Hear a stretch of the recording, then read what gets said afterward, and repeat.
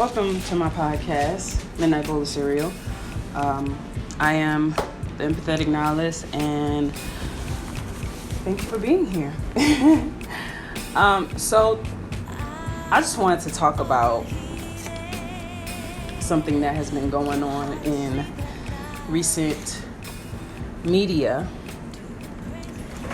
And I'm also going to just be repotting some plants while I talk about this bullshit. This whole Drake and Kendrick beef.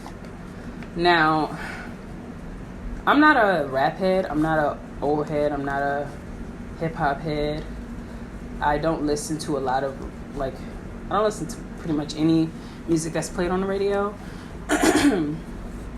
But I will say I have been a Drake fan at one point in time. The album Nothing Was the Same, I think. Views. It was Views. Views came out in 2016. Yeah, Views and Take Care. Take Care came out in 2011. And Thank Me Later came out in 2010. I don't really know any songs from Thank Me Later other than Your Love. But I pretty much was, a Drake listener, I guess you could say, around that time, like from 2011 to 2016. And after that, I really wasn't interested in any of what he was putting out. I didn't resonate with any of the messages in his music. Kendrick Lamar, on the other hand, I would say I definitely felt more resonance with his art form and whatnot. I say all that to say is I'm just letting y'all know what biases I'm operating from, and what information I'm working with, because like I said, I'm not a hip hop head. But I couldn't help but see the similarities of this rap beef between Drake and Kendrick and Nicki and Meg. And I guess more so just one, obviously, that last track Kendrick put out, what was it called? Meet the Grams. That was what Nicki thought she did with Bigfoot, and that complete meltdown she had on live. I think that's what in her mind she thought she did, and it wasn't given that. I also can't help but see the similarities between I don't know, just some Young Money boot camp shit, y'all training niggas on how to be pretty much fucking whiny babies. You pretty much prepare these people to be really powerful people, and you basically take the most insecure person and give them every single thing they want, which is dangerous as fuck. Nicki and Drake are extremely rich people, and they are extremely powerful people. They have a lot of connections, and when it comes to because at this point the shit is it's not even a rap beef anymore. Same thing with the Meg shit and Nicki. Once it got to hiss, it was no longer about just rap. It was no longer just about, if you hear noise in the background, it's my dog. She loves the crunchy toys, and she's going at it right now, so I'm sorry if you can hear that in the background. First, let's just kind of acknowledge the bullet points that, were in Kendrick's song. Because this is some heinous shit. You're going to jail now. You're going to jail now. Hide your kids, hide your wife, because it ain't safe out here. I love, yes, there were, obviously his delivery is just, Kendrick is a lyricist, he's an artist. There was no expectations lower than what he did, right? But I think we kind of overlooked just the little details that made that song hit so hard in the way it did, and creating an experience the way it did.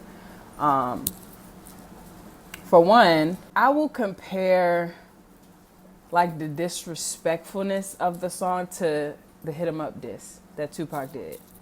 Now, like I said, I'm not a hip hop head, but I'm old enough to remember like the continuation even after these niggas passed on that track had on the whole community.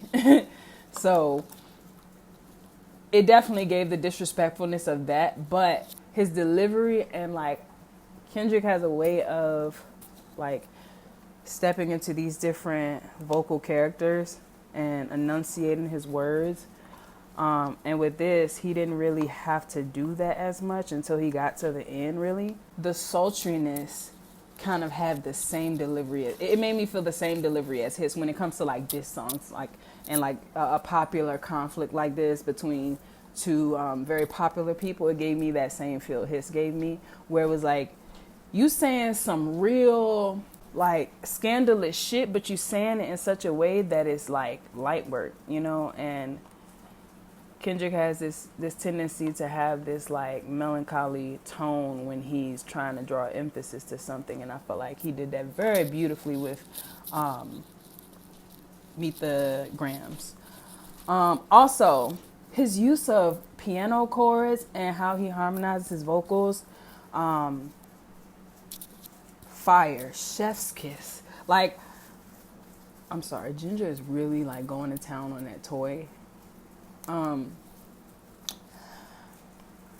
I live for ominous shit. I love a like creepy experience, and the song definitely does leave you feeling drained and weary, like because of the use of these piano chords he has, and just it's so simple and it's so minimal, but it's layered at the same time that creates that experience and that ominous feel. And the same with the vocals where he's like, you lied, like that shit, that part. That's why I say like he'll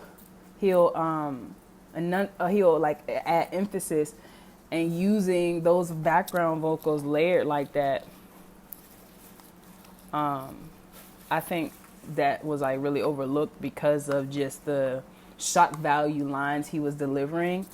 I feel like we really got to give some credit to, you know, his art form, like when it comes to how intentional he is. And also like just, it's evident because it took like 30 minutes for him to drop that after to respond. So, you know, I think he's definitely playing chess. But like I said, I'm not really a hip hop head. I do listen to hip hop, but I don't listen to radio hip hop that much.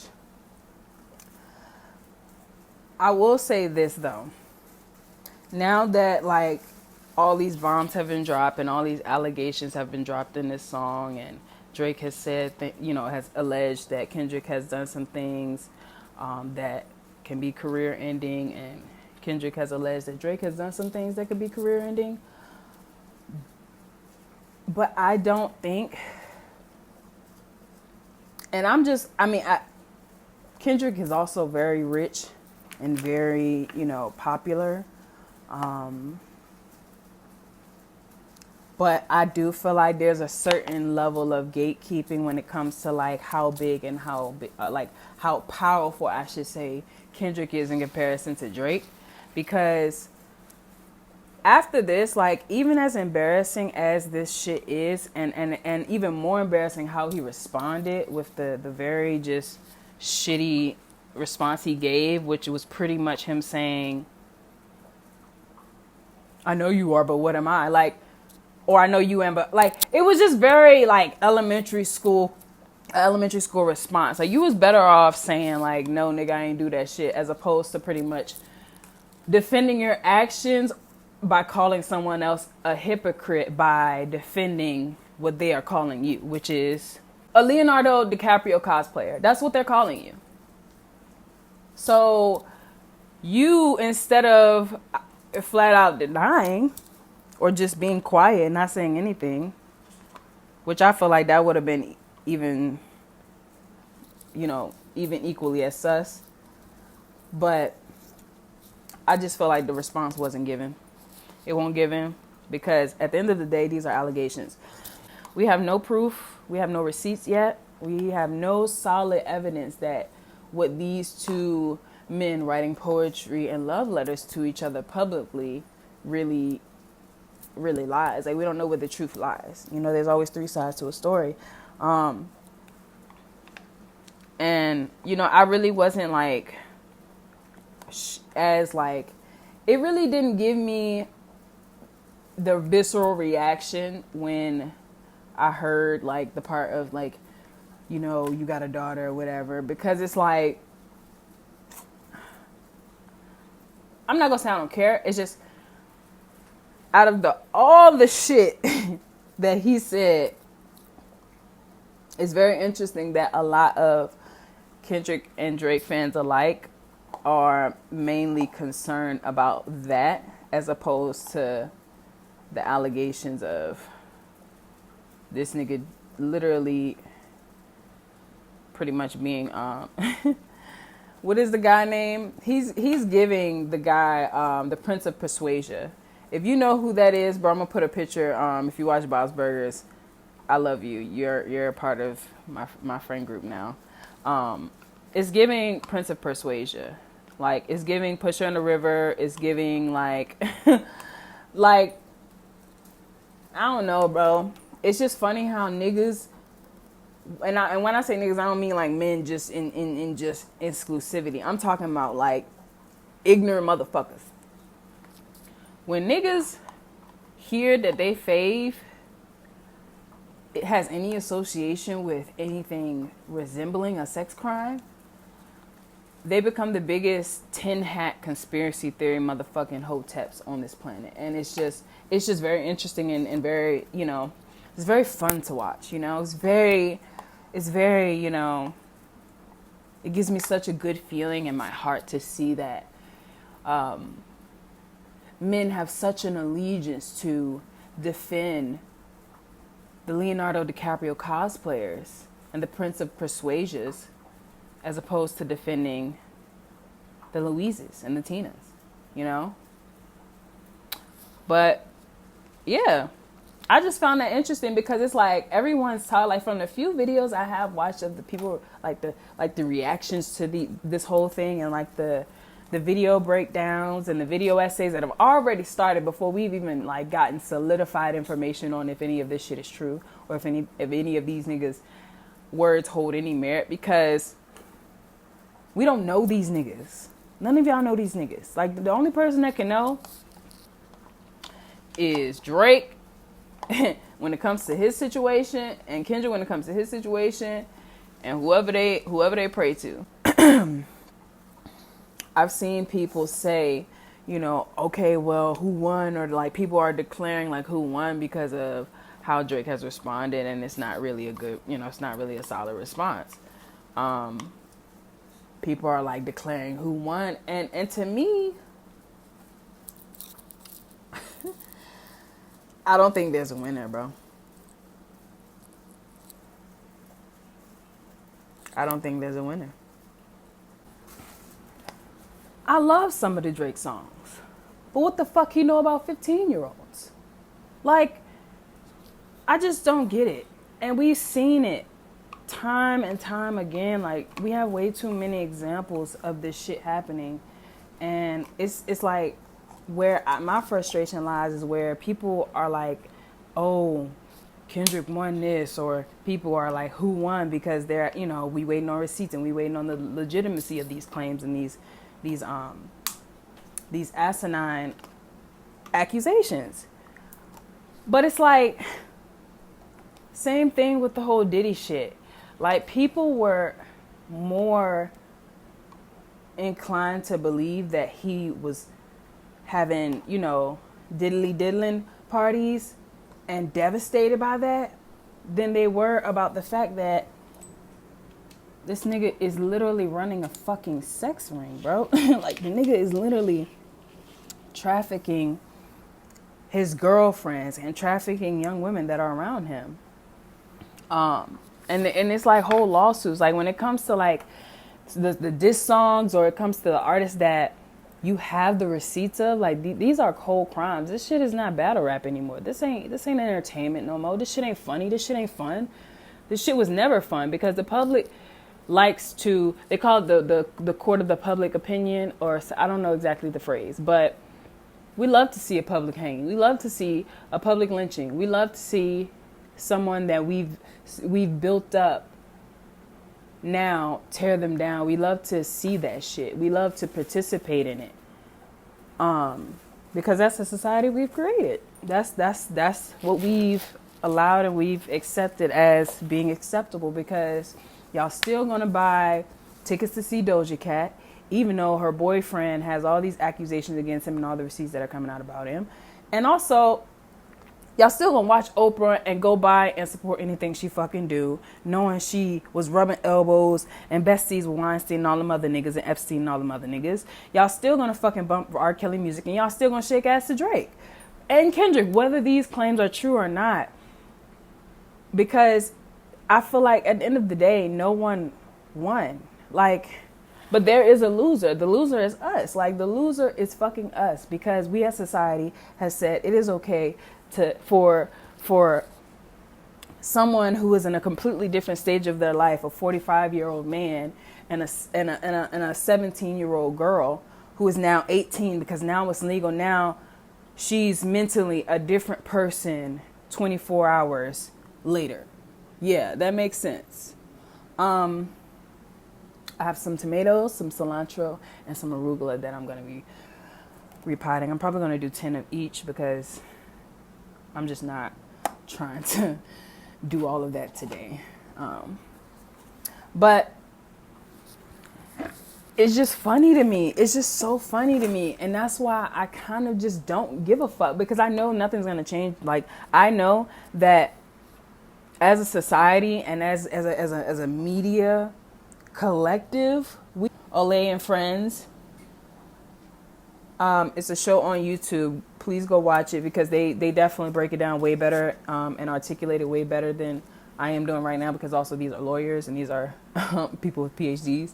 But right now, the public opinion considers that still to be a crime. Like, niggas would rather hang you for, sword fighting than they would over touching a child. And like, this ain't no by mistake shit. And you have people who are serving life sentences for fucking a dime bag. Beautiful. I love it. I love to see it. Don't you love to see it? I love the American justice system. Yeah. I just think at this point where it comes to like the niggas who are like, oh, who won? Who lost? Nigga, we lost. We all lost. We lost in this bitch together. We all lost. So it's like, I'm not trying to hear, like, and it's like, we already saw this shit coming, bro. Kendrick had 5 years. Like, are y'all not like, the nigga had 5 years. You know what I mean? So I don't really get the whole brouhaha over how hard he went and how, like, articulate he was in his delivery, whether it was true or not. And I feel like it could be a situation where, we don't know. We don't fucking have receipts. We don't know these people, bruh. We don't know. But for the situations where we've seen this type of pattern happen before and we've done nothing until it was too late, and we've given people the benefit of the doubt who didn't deserve the benefit of the doubt, I don't know. I don't know, bro. Like, and that's where I kind of get this, like, where it's like denialism comes in, where I'm just like, I don't give a fuck anymore. Because it's like, it's at this point, society has said this shit is okay. So it's like, and when it comes to the people who are like questioning this shit, and at the very fucking least, like, taking a second look at, even if you're not a person that's, forefronting and bullheaded with conflict and speaking up and that type of shit, even if you a type of person that's like, that's kind of weird, that seems off, you're so drowned out by all of the fucking all of the literal like red pill soldiers in training and all of the veterans. I'm not just talking about men like in the like the sense of like the manosphere. I'm not just talking about that. I'm talking about like when we talking about like this Anglo-Saxon fucking system we all exist underneath of. Like the comedian, I can't remember his name, but he has a podcast with this other guy. I think he's also a comedian. I think it's his best friend or something like that. I cannot remember his name, but he's like a real country dude. He's a white dude. He has like a mullet. I'll try to find a picture and I'll just put a picture of him up there. But he said something like he had a bit where it was like, you know how like people like he grew up, you know, poor white trash, and how, you know, like people in the hood like where it's like, bruh, you mad at me, I'm mad at him, and he got both our shit. It's like we both mad at the same fucking system, and it's the same, you know, shit where it's like anyone who like there even speaks of like any type of humanity resolution when it comes to any type of fucking conflict, like world conflict, wink wink. Cause I'm just a small channel. I'm just a small channel. Okay, I'm just a girl. Okay, don't come for me. Don't come for me. Okay, not trying to get doxxed. But I'm also no bitch. So, but yeah, like it's this big ass system we all exist underneath, and if you dare speak towards any type of humane resolution where, hey bro, it's like damn if you do, damn if you don't, because if you don't, you kind of like are gonna deal with that internal conflict. At least I that's how I feel. Like I'd rather be poor with a clear conscience and a clear mind than be fucking having Drake money and fucking Rihanna money and Beyonce money and Oprah money and knowing all of the people I've hurt in the process. I don't give a fuck that that's your fave, bro. At the end of the day, this is just how I feel about the system of capitalism. I feel like it's impossible to make that much money without using someone else or a group of people as your staircase. I don't see it possible and very slim when it comes to capitalism in America, because that's just the way the system was built. Like that's how the system was built on. All black capitalism it's still capitalism. Like it's not like niggas kind of get tricked into thinking like that shit is gonna work for us, and that's not. There's always gonna be a glass ceiling. And I don't know, I kind of just feel like at this point in time, yeah, the embassy is getting raided. But I think we're still at a point where there's so much of the people who are loud that champion this and say it's okay. That I don't foresee a big shift happening within our lifetime. The people who are bringing this conversation to the forefront, I think we have to accept that we may not see the changes happen in our lifetime. And I'm fine with that. At first I wasn't. I'm not going to lie. It took me a minute to be fine with that. Don't get it twisted. But I think some of us have, when it comes to the scale of whatever it is, your purpose or your goal is, you know, when it comes to the, you know, the cause of whatever your cause is or whatever you believe you have to say to the world. I think we kind of have to accept that, yeah, we may not see the fruits of our labor in our lifetime. And I feel that way when it comes to like protecting these kids and protecting these girls. But yeah, these niggas have real families. Like these are real people, and it's not just like the artists, like the caricature of the camp. It's the people behind them, like the people you have in your OVO camp. I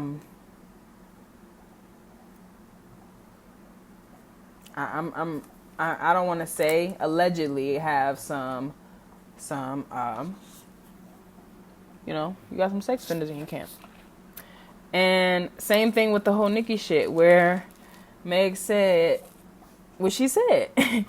And y'all were so visceral to be like, why you talking about family? You know what I mean? And then it shifted to like the whole, everyone's, all of her barbs showing up to this woman's, mother's grave and defacing her gravesite and her resting place. And, yeah, it's to a point where y'all niggas have not learned. Like, this shit is not just entertainment anymore.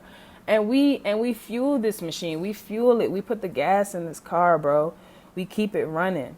And then we want to cry when we see our faves pass away from some beef and shit. And I'm not saying that, like, I don't know what I'm saying. But what I feel, I wish I could say it the way I feel in my heart.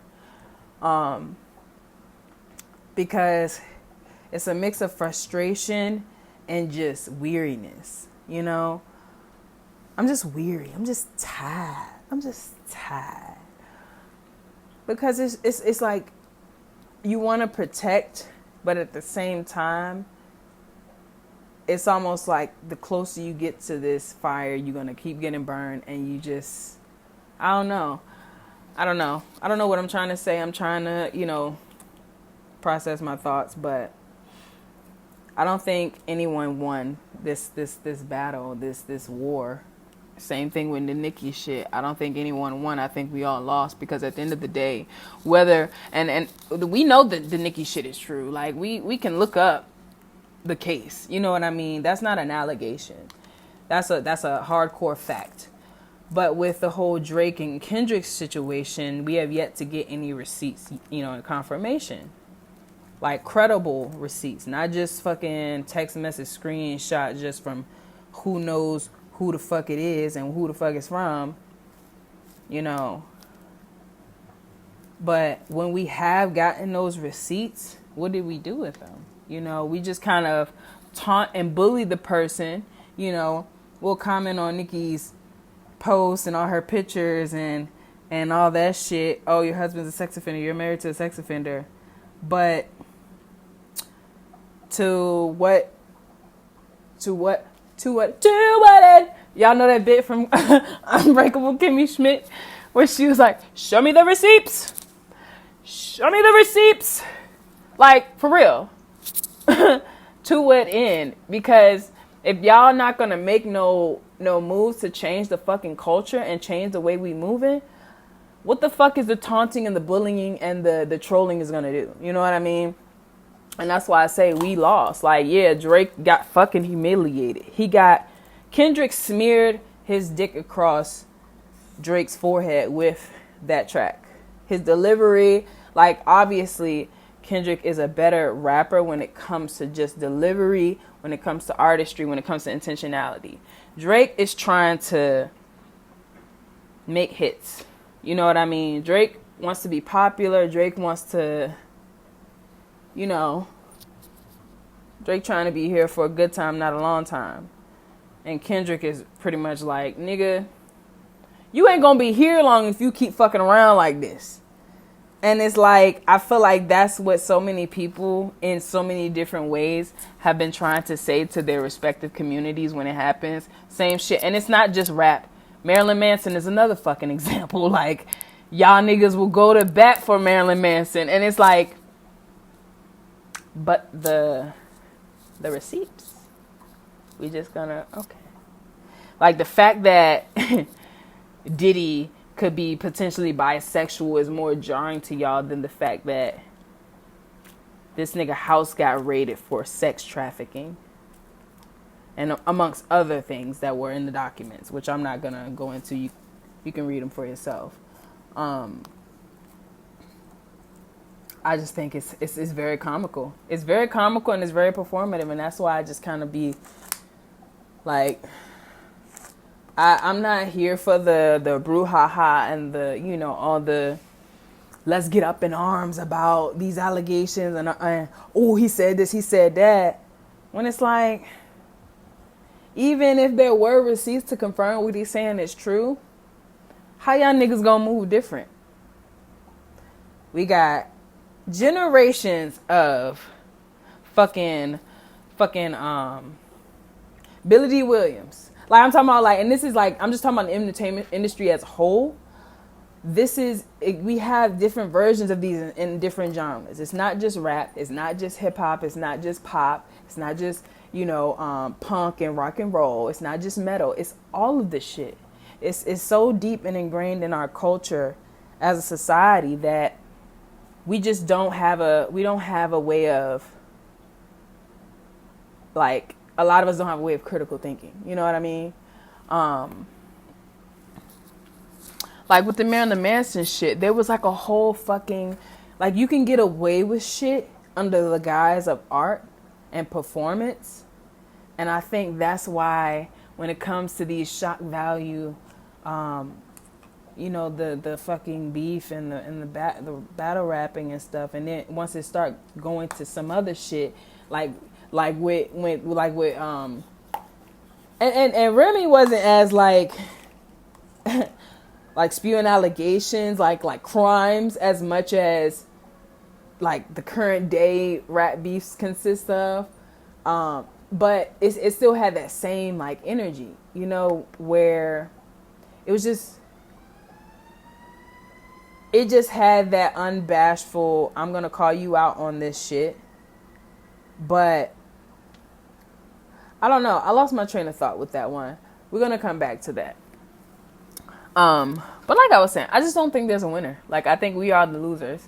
We were the losers with the Meg shit. Like, granted, I love Hiss. Hiss was my fucking shit.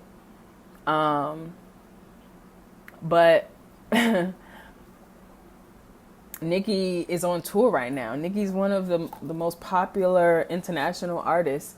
And from her ticket sales and from the pictures and videos from the shows, it don't look like that shit gonna slow down her bag no time soon.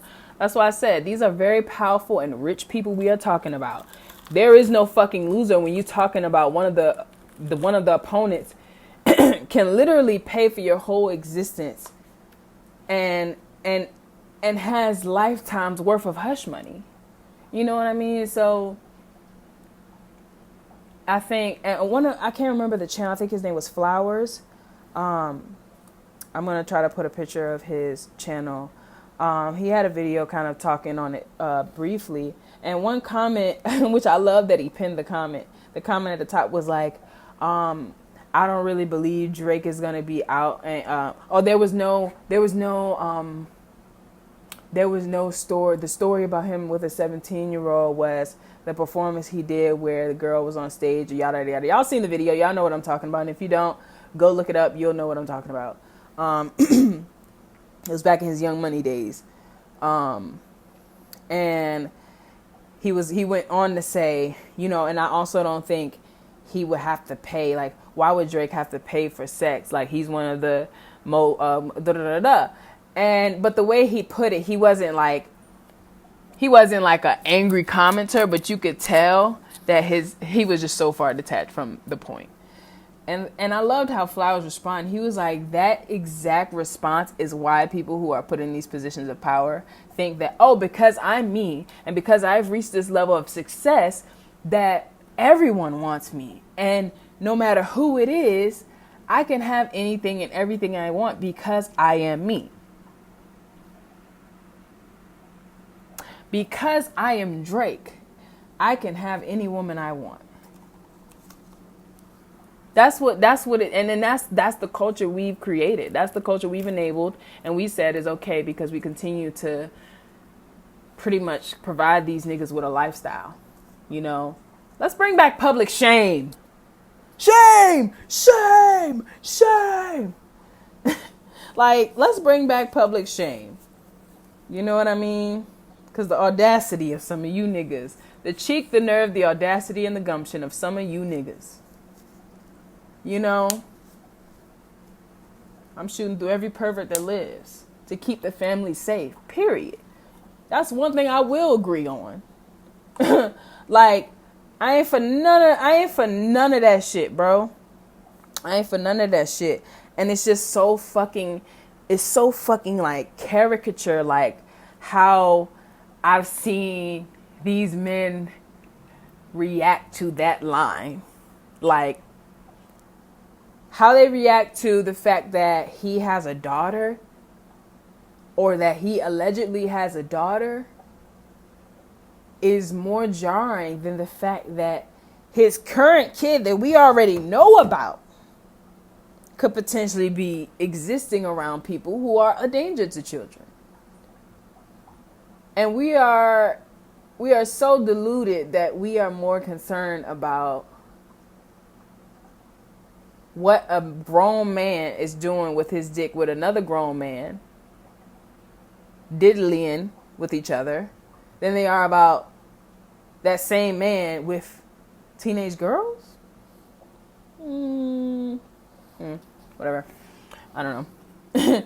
I don't know. Yeah. I don't know. I think this is about to be very interesting, dialogue for everyone who's going to profit off of this shit and all of this fucking shock value shit. But there is no fucking winner. There are a million losers, though. We are all fucking losers. We are all losers because we signed up tickets for this shit. Even the people who didn't want to, that's what I'm saying about the internet. You don't have consent to what you have to see and what content you digest, bro. You will end up on the wrong side of the internet and see, and you can be aware of things that are happening in parts of the world that you've never been to, that you probably can't even point out on a fucking map. But you know that there are millions of people dying in that country. You know that much. Because you see the video on fucking Facebook of somebody getting beheaded. You see the video of somebody getting fucking bombed. You see a video of two people who look like they are in two different age groups and two different seasons of their lives in a very compromising position. I don't know. It's just interesting to me. It's very interesting to me. Very interesting. I don't know. I don't have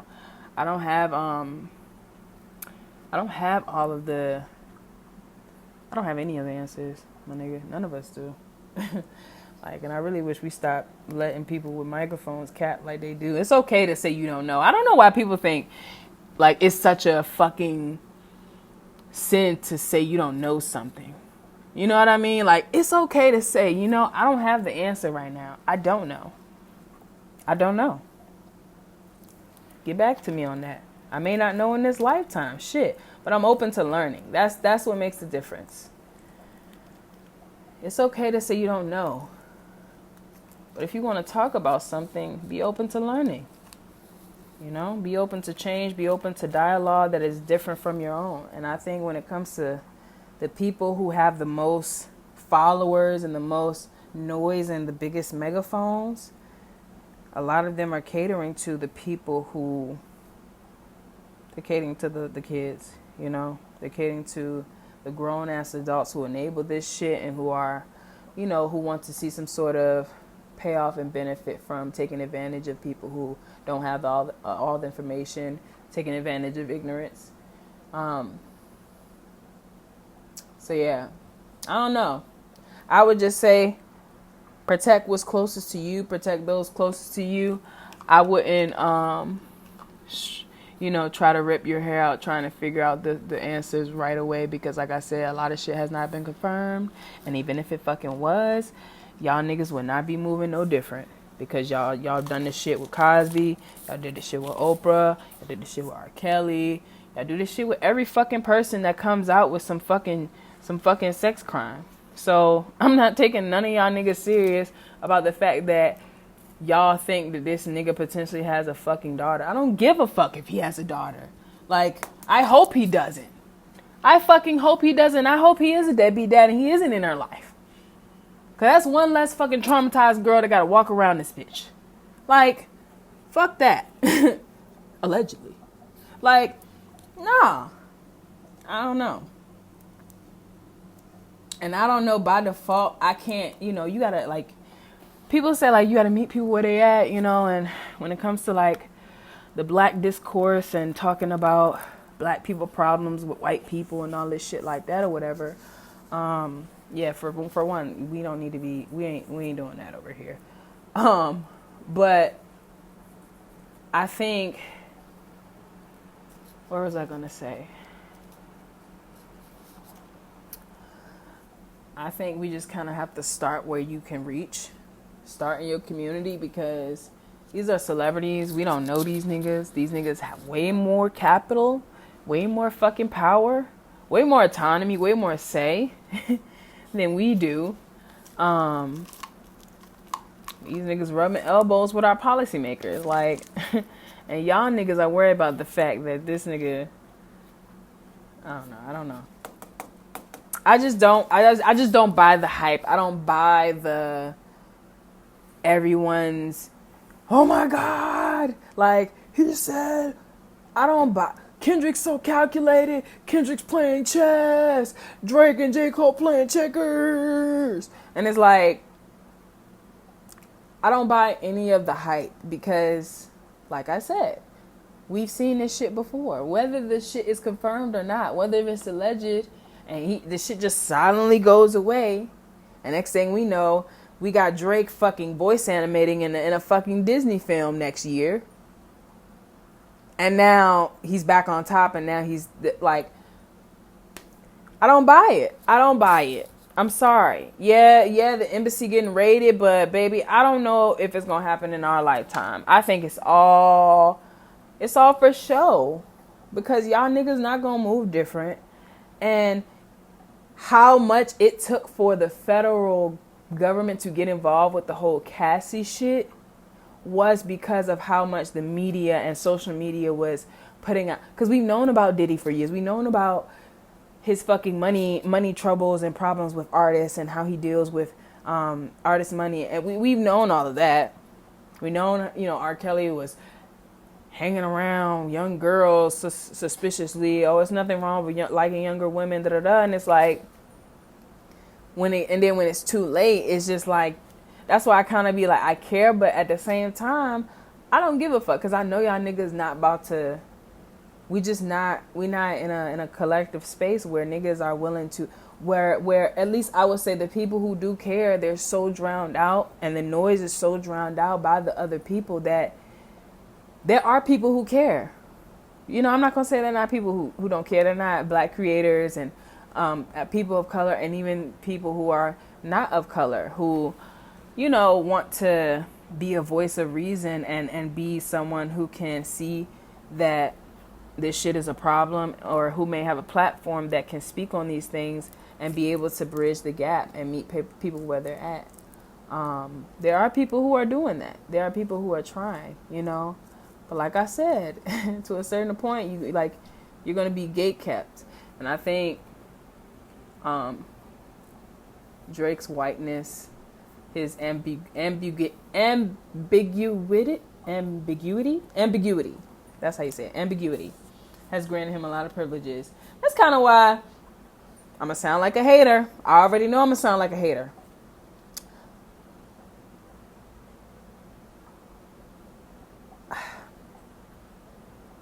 I'm not going to say Tyla is not talented. I think she does have a grade of talent, but I think that it's another case of being overhyped, light-skin privilege, pretty privilege, exotic privilege, foreign privilege, you name it, skinny privilege. Like, sis is running them down. Like, and I can't be mad at her for it. Like, I literally can't be mad at her for it. She's playing checkers. It's not something that we haven't seen before. It's not something that's that unique. Honestly, when I saw them pictures of her at the Met Gala, at first I thought it was Kylie. Then I thought it was Doja Cat. And then I was like, who the fuck is this? And then I went to the comments, and the top comments was like, she's pretty, but who is this? And then I started scrolling down, and I saw it was Tyla. All these bitches look the same. I'm sorry. I mean, bitches with endearment. All of the racially ambiguous girlies look the same. They all look the same. And we know, because Hollywood and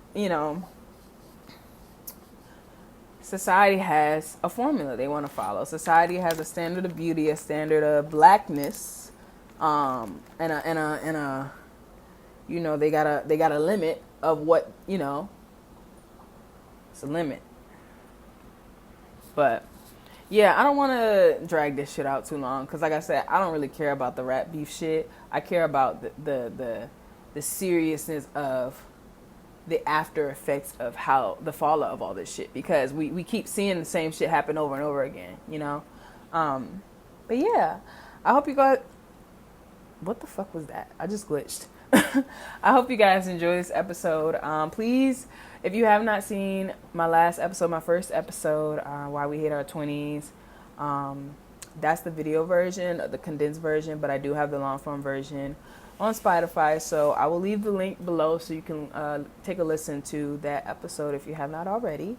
But yeah, I hope you guys enjoy. Please like, comment, and subscribe. Please share this with a friend if you found it informative, or if you want to support me, you like me, you want to help a plant, you want to help me feed my plants, you want to help me feed Lando. This is, I don't know if you guys saw, but I don't know if you can see him, but this is my fish Lando Denim Andromedon is his name. I also have two snails in here. I have a mystery snail and a golden mystery snail and a nearite snail.